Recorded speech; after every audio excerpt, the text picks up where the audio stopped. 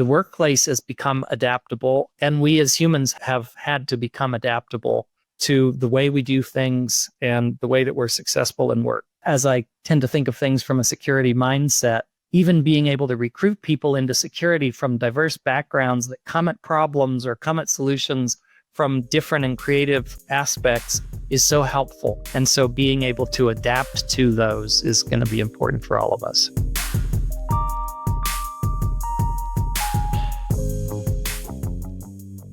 Hi, I'm Boaz, founder and CEO of Augmented AI Labs, and I'm excited that you're tuning into the Shift AI podcast, a show that explores what it takes to thrive and adapt to the changing workplace in the digital age of remote work and AI.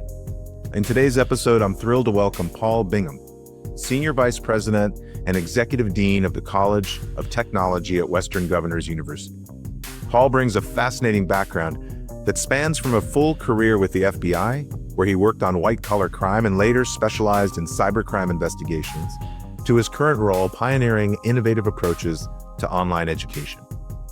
Western Governors University, founded in 1997 during what many consider the dawn of the internet, was one of the earliest adopters of online education and competency-based learning modules. As an institution designed specifically for adult learners with work experience, WGU has been at the forefront of educational innovation for over 25 years, well before remote learning became mainstream. If you're interested in how education is evolving to meet the needs of today's workforce, how AI decision intelligence are personalizing the learning experience, or how skills-based education is transforming career pathways in technology, you won't want to miss this conversation. We also want to send out a special thank you to Augmented AI Labs for sponsoring this episode. This is going to be a great show as we explore the intersection of education technology and the future of work with Paul. Let's get to it. All right, Paul, thank you for being on the Shift AI podcast. I'm really excited to be talking with you today. Thanks, Boaz. I appreciate the invite. So, Paul, I'd like to start by just going, through some of your background, just so the audience knows who you are. I mean, you're currently the Senior Vice President, you're the Executive Dean at the College of Technology at Western Governors University. We're going to talk about WGU and get into all the details on that. But before this, you were in the FBI. And, I really want to dig into a little bit about that because you were on the cybercrime task force. You did some really interesting things at the FBI. And then you're a graduate of BYU, right? Bachelor's and master's. Now, I'm sure you did a lot of other stuff along the way, but I am pretty intrigued about the FBI experience. Did I miss anything? Can you elaborate on your background? No, I think you got the high points other than, I'm a husband and father, and those are where my true identity lies. But when I wasn't doing that, I had a full career with the FBI. I'm one of those people who, when I was in sixth grade, if you would have asked me, what do you want to do when you grow up? I started saying, I want to be an FBI agent. And my mother, through those formative years, and even once I was in college, kept saying, oh, Paul, you watch too many James Bond movies. And I'm like, James Bond is not in the FBI. You're even in the wrong country. But it actually happened. As you said, I went to Bingham University, studied accounting, and many people say, well, that's an odd transition from accounting to the FBI, which in fact, the FBI, were it an accounting firm, would be one of the larger accounting firms in the United States because they have traditionally hired a lot of accountants. What was your experience like there? Can you talk about some of it? I know some of it's probably classified, but what can you talk about? And just can you share how some of that experience in the FBI led to what you're doing now? Yeah, for sure. I began on a white collar crime squad. I was able to work in the El Paso, Texas field office, San Juan, Puerto Rico, and then Salt Lake City field offices, as well as some international assignments around the world, the last of which was a 3-year assignment to Buenos Aires, Argentina, where I worked in Argentina, Uruguay, and Paraguay. I started on a white collar crime squad, and then 5-6 years into my career, I had an opportunity to move to a cybercrime squad. This was early days for the FBI in figuring out, what are we going to do with this cybercrime, cyber terrorism? Is it intelligence? Is it criminal work? And I had the opportunity to join fairly early on. Had some great experience in terms of criminal cases, typical hacking to steal information or just to create general mayhem in systems. Some national security cases where the internet was facilitating some kind of objective for a foreign government, and sort of all stops in between. It became just real fascinating, and I really enjoyed learning about it. Then had the opportunity after learning and getting some experience to start teaching about it, and was able to travel throughout the US as well as across the world to teach people about cybersecurity, cybercrime investigations. And that all sort of rolled into my post-bureau career with WGU, where I had a knack for education, was excited about how it could transform people's lives and transform their abilities and their roles. And what do you know? Here I am. Yeah. Well, I've heard that in the FBI that there's mandatory retirement when you're pretty young, so it's kind of nice. Is that true? That is the case? It is true. All special agents in the federal government have a mandatory retirement age at age 57. Oh, wow. And Yeah, so, pretty young. yeah, in general, I like to say there's a shelf life for FBI agents. In general, you see agents, career agents retiring somewhere between ages 50 and 57, because that's generally when they become eligible to retire and then leave before, the door hits you in the proverbial body part. Yeah, yeah. Well, so it's a good segue to WGU, and not a lot of people know about WGU. Will you kind of set the stage and give some context for your second career at WGU? Sure. WGU, or Western Governors University. Often people say, why in the world did you name a school Western Governors University? Well, it really pays tribute to the group of people who founded WGU way back in 1997, near or contemporaneous with what some people call the dawn of the internet, when it became more widespread in use by all of us. 19 governors of the Western Governors Association got together, primarily led by Mike Leavitt, who was the governor of Utah, and Roy Romer, who was the governor of Colorado at the time. And they said, we need some more options for people to gain college education, especially those people who are perhaps beyond traditional college age, who have some work and life experience behind them. We need an opportunity to validate their learning, to supply the additional learning that they might need, and then give them a formal credential that allows them to advance in their careers. What was especially unique about WGU when we were formed was that it was an all online experience. And that was really unique in 1997. It involved sometimes the use of mailing things back and forth because we didn't have quite the technology to exchange information all online. But it was all online, and it was a competency-based education system. Governor Romer, who had trained as a pilot, said, pilots are receive their credentials on how well they fly a plane. They have to do a test flight, and that's how learning should be. So for those adult learners who, again, may have learned something on the job or may have learned something in life, they don't necessarily have to wait for a whole semester to transpire in a class to prove that they can master the information and pass the assessment of their knowledge or competency. So at WGU, we measure learning as opposed to measuring time spent in a classroom. And in essence, whenever a student is ready, whether they're ready on day one or whether it takes a whole term to learn and master the information for a particular course, they can, in essence, test out of the course when they're ready to. Yeah, that's incredible. It's incredible that you guys were so early in remote learning. Obviously, you weren't really thinking about what was going to happen with a pandemic that made remote learning explode. But the other thing that's kind of interesting about it also is I think that education is changing for a lot of people, especially people that are in the workforce that are looking to get trained on this new technology like AI. And I think that's something that I hear a lot when I talk to folks out in the world. And when guests reach out to me, there's a real desire to not get left behind and a need for training, and not just at a young age like we typically do with four-year institutions. So I think that, can you talk a little bit about that, as you guys think about training a new workforce and all the things that are happening in the world, how you guys think about that, how you prepare for that? Certainly, and I appreciate your use of the word workforce or jobs, because from our inception, that's been the focus of our degree programs. Every degree that we offer at WGU ties to a tangible job.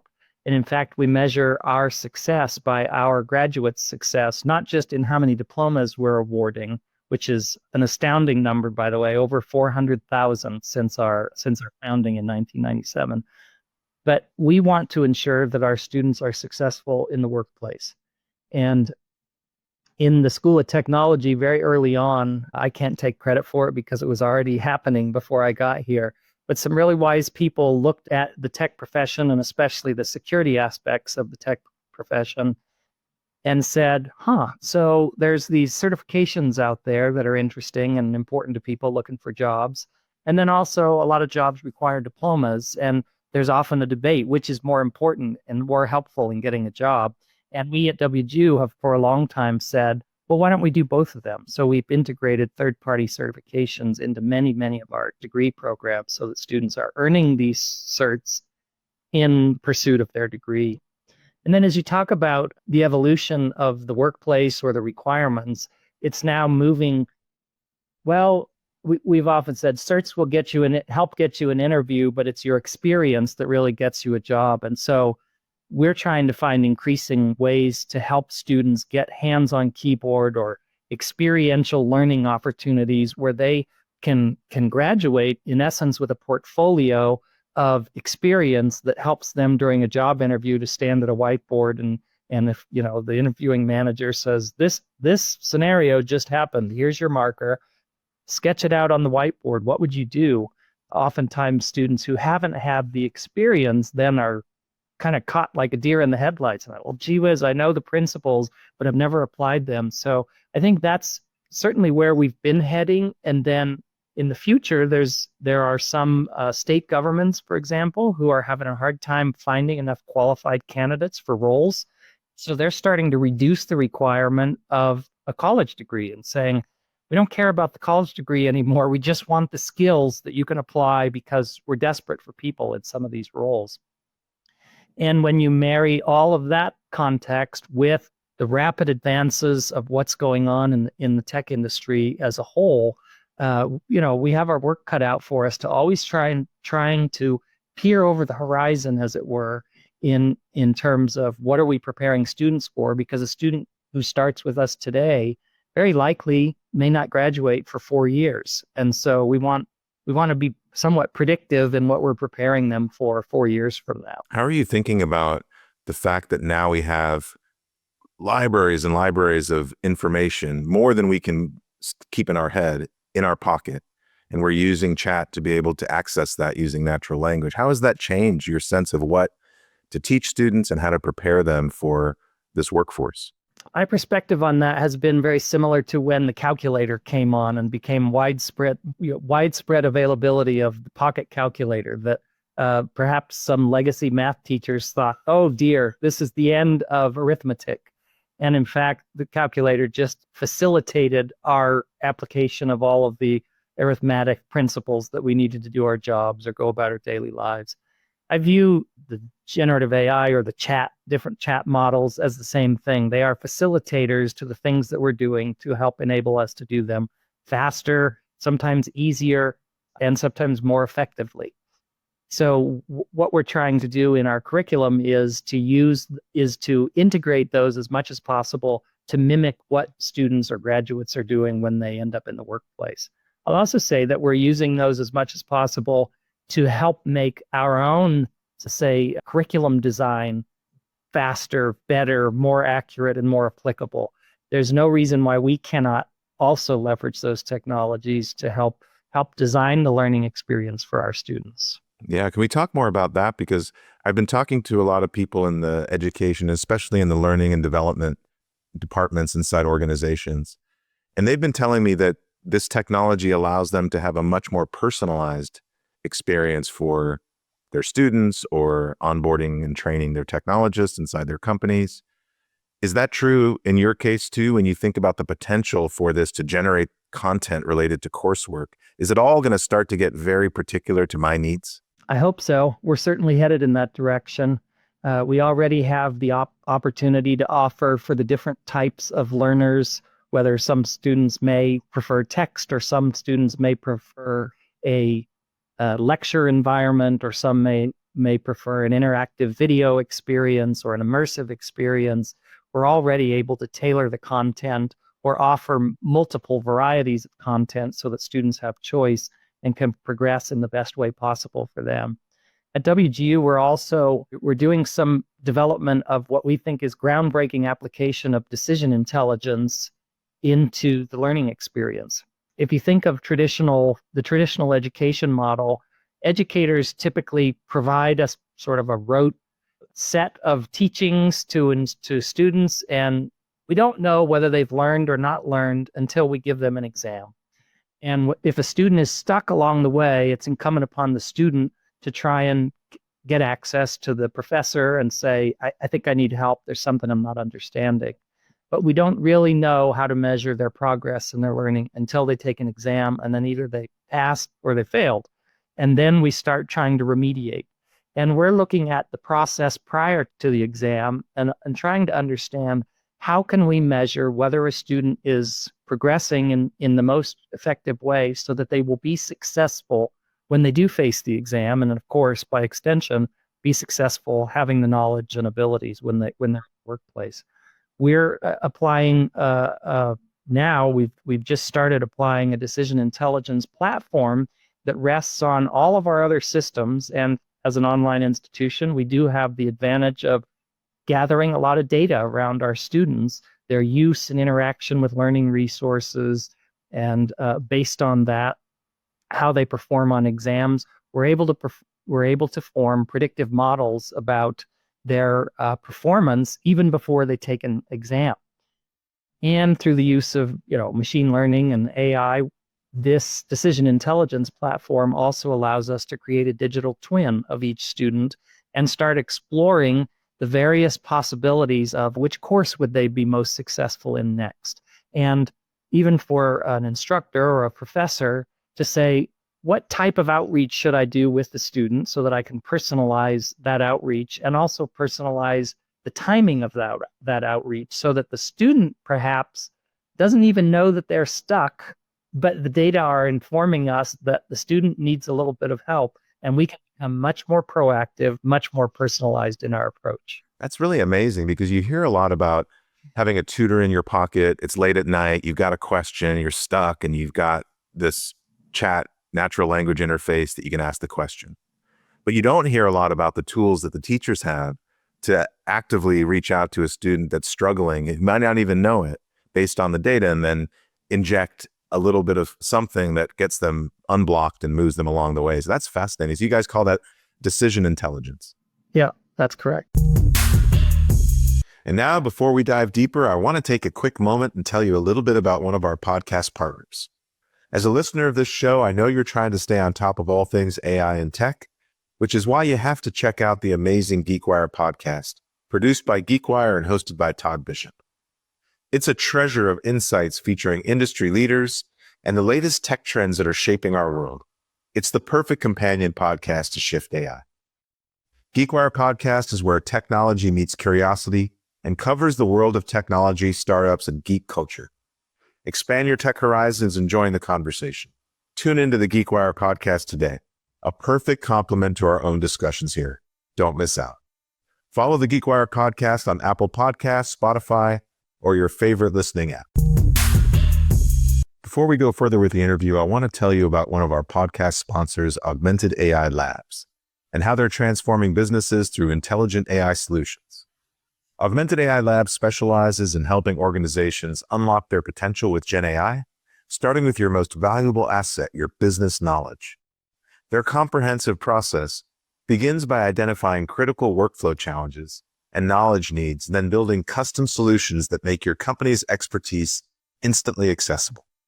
The Augmented AI Labs team combines fine-tuning and retrieval methods to ensure your AI solutions truly understand your business context. They thoroughly test and validate each solution, ensuring it delivers measurable value before creating a detailed technical blueprint for deployment. The real beauty of partnering with Augmented AI Labs is that they don't just stop at strategy. They build, deploy, and manage these solutions for you, continuously improving your knowledge systems while you focus on what you do best. If you're ready to transform how your organization leverages AI and knowledge, visit augmentedAIlabs.com and click on the Contact Us button. That's augmentedAIlabs.com. Now back to the episode. Yeah. So when you think back on your FBI experience and it sounded like, you did a lot of training for other FBI agents too along the way. How has that experience affected the way you approach higher education? Has it, when you think back on all the things that you went through, how has that affected the way you do your work now? The thing I enjoyed most when I had the opportunity to teach was that aha moment when students or the light bulb moment when a student, somebody in the audience that you're speaking to, you can see through the look on their face that their brain just said aha.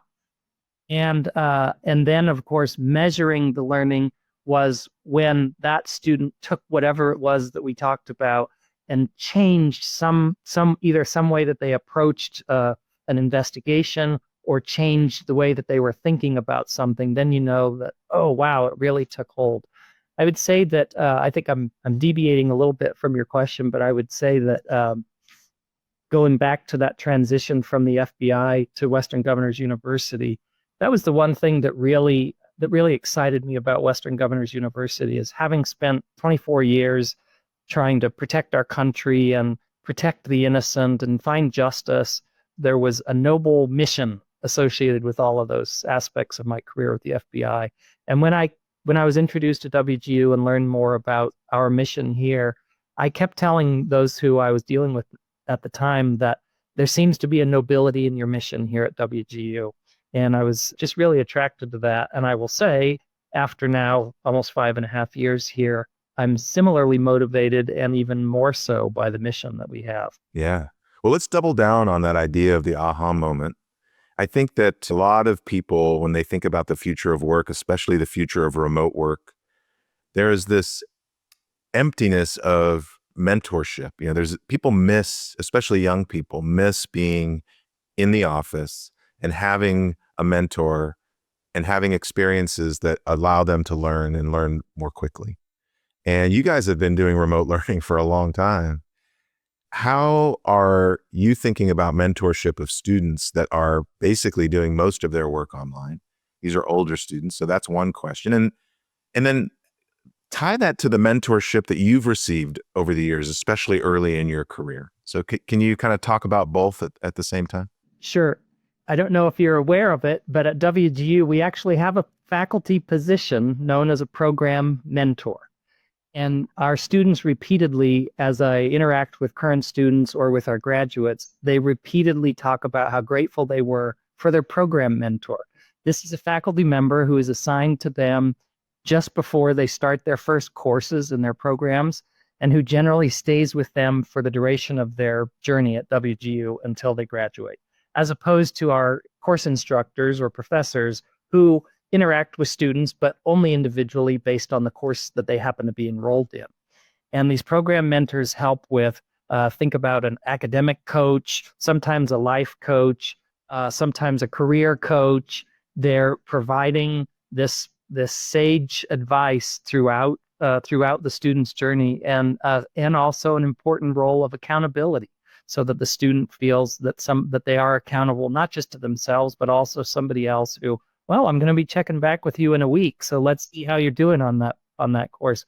So mentorship is a big part of the way we approach education at WGU. In terms of my own mentorship, and I was thinking all the way back to elementary school. There was an elementary school principal where I went to school in Northern California, and there was something about his friendliness and outreach to all of us as students. And he had a giant Mickey Mouse watch on his wall. And I am what people commonly refer to, I'm the kind of person that people commonly refer to as old. And so this was in the 1970s. I was getting ready to get my first watch. And of course, I wanted a Mickey Mouse watch. And what do you know, even though I have an electronic watch, the watch face on it still is a Mickey Mouse watch, because that to me, very early on from an educator, was just the thing to do. And I thought it was so cool and exciting. Through the years, I think of educators who became mentors to me. I had in high school a chemistry teacher who used to talk about how things, you don't get ahead by doing easy things, and only the hard things matter. And his class was very difficult in the sense of accomplishment of, wow, I did this and I learned something. And I don't remember most of the chemistry equations that we learned, but I remember that sense of accomplishment. And then through my career, of course, the opportunity to observe both good leadership and bad leadership examples and learning from both of them and identifying often on how a leader made me feel personally determined whether I equated them into the good leader or bad leader category, and then have just really tried to emulate as a leader, how can I do the things that made me feel good from my leaders so that the people I'm leading are similarly motivated and rewarded for their work. Without naming any names, can you give some examples about leadership lessons that you learned, especially, when you were working for the federal government, and things that you either use now or things that you didn't like for the audience that is interested in being a better manager, being a better leader, what would your advice be? Yeah, and I'll name a name because when I say there was a director of the FBI, there are only so many of them. The director who was serving when I first began with the FBI was Louis Freeh. And Louis was famous across the FBI for reaching out. The director is a very high level position, and Louis would hear about a particular investigation that an agent may have been successful on, or there was some critical incident an agent was part of, and he became very well known across the agent population for picking up the phone and calling an agent at their desk to congratulate them or offer support on a very personal level. And before sort of word got out across the bureau that this was happening, there were some really funny moments where an agent would pick up the phone, hello, Boaz, this is Director Freeh calling. And you might imagine some of the words that came out of the recipient, the person on the other end of the phone line, like, get out of here. And no, it really is the director, or he would get hung up on. But that level of personal recognition of the contributions that people made, the sacrifices that they sometimes made, and the feeling of, because the director represents the institution, that validation that they matter and that they are seen has really influenced me over and over and over again through my sort of leadership experience. Yeah, that's an amazing example. I love that example. That's a good lesson for all of us to think about when we're busy and, trying to get the business working, and we're not thinking about all the parts of the business and all the people in the business to talk to and congratulate and celebrate wins. So I love that advice. I think even with remote work, remote education, and then our favorite topic of AI and sometimes dehumanizing so many processes because, the machine can do it so much faster, better, stronger. We don't need a human in the loop, sometimes people are prone to say. And really that opportunity to connect with each other and to be seen becomes even more important as we find ourselves in more and more virtual environments. Yeah, I love that. Well, I always ask the same question at the end of the show, and I want you to answer the same question, which is, when you think about the future of work and the future of education, given all this new fast technology that's coming out, how would you describe that future in 2 words? And then you can elaborate. The first 2 words that come to my mind are faster and adaptable. I think faster is, especially considering the tech world that I was certainly adjacent to and part of with the FBI, and that I'm part of here at WGU and preparing people for.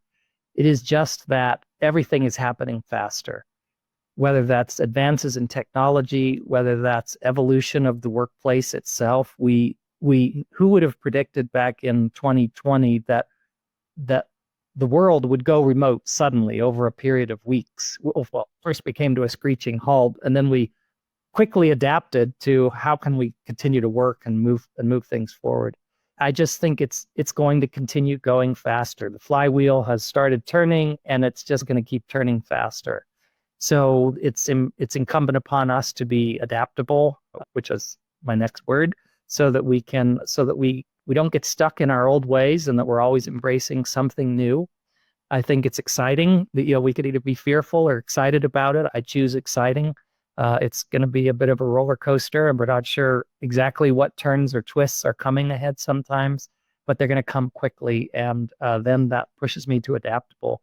I think just like remote work, and then remote work has sometimes shifted back to the office, or there's a hybrid opportunity there, the workplace has become adaptable, and we as humans have had to become adaptable to the way we do things and the way that we're successful in work.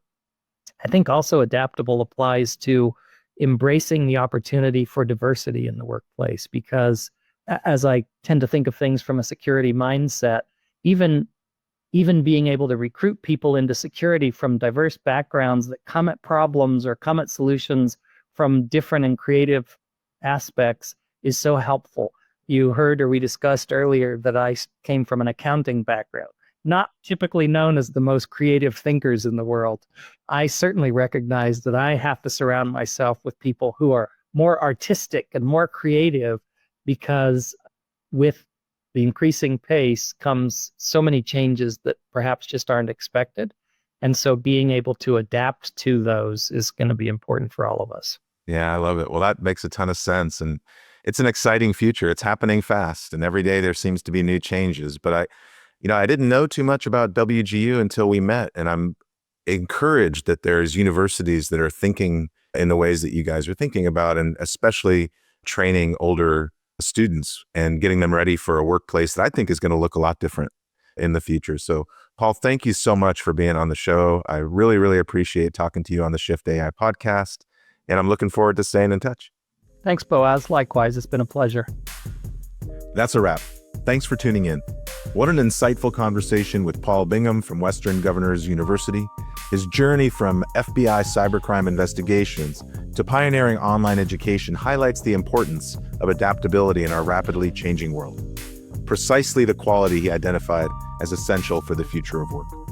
I was particularly struck by WGU's innovative approach to personalized learning through their decision intelligence platform, which uses AI to create digital twins of students and predict when they might need additional support. Their focus on competency-based education rather than time spent in classrooms represents a fundamental shift in how we validate learning and prepare students for real-world careers. If you're interested in learning more about Western Governors University and their innovative approach to online education, you can find them at wgu.edu. I continue to be amazed by the guests we've had on the show, and I'm excited about the ones joining us in the near future. I truly, truly appreciate you spending your time with us. Thank you for listening to this episode, and don't forget to subscribe to the Shift AI podcast for more exciting interviews and to the Augmented Edge newsletter for updates on how AI can help you scale your business. The Shift AI podcast is syndicated by GeekWire, and we're grateful to have the show sponsored by Augmented AI Labs. Our theme music was created by Dave Angel.